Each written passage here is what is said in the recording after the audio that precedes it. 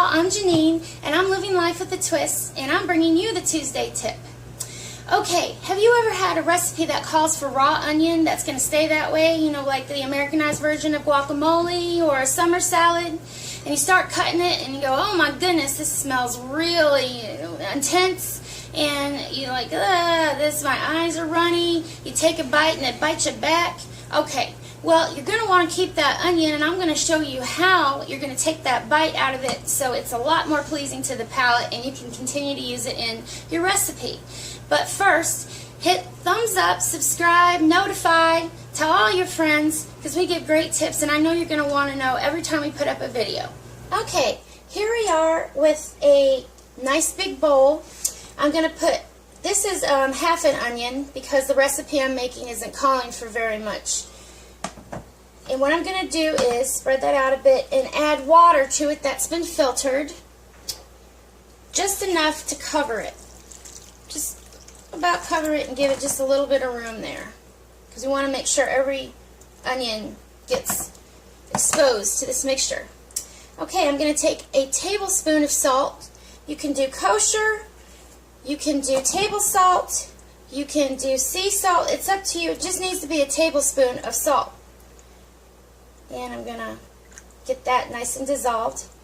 Now the lemon juice that I use, the one I'm using today, is going to be the Minute Maid lemon juice that they freeze. They freshly squeeze and then freeze this. If you are doing a fresh lemon, I would suggest 1 lemon freshly squeezed.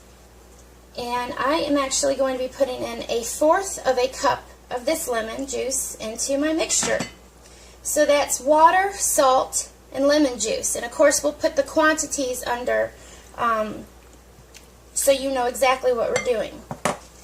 Okay, and with that I'm going to grab my kitchen towel to cover it up. And we're going to let this sit for 30 whole minutes.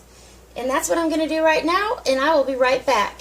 Okay, it's been a half an hour, and we're going to wash these off. And then once they're dried, then you can go on and use them any way that you need to in your household.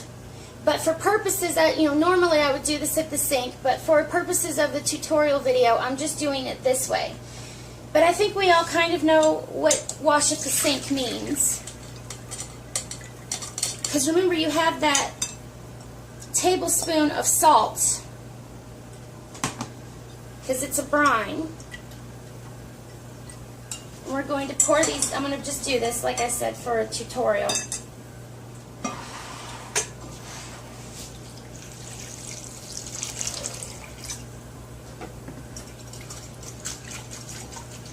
You know, you don't have to wash them with soap. You don't have to do anything like that. Just a nice quick rinse.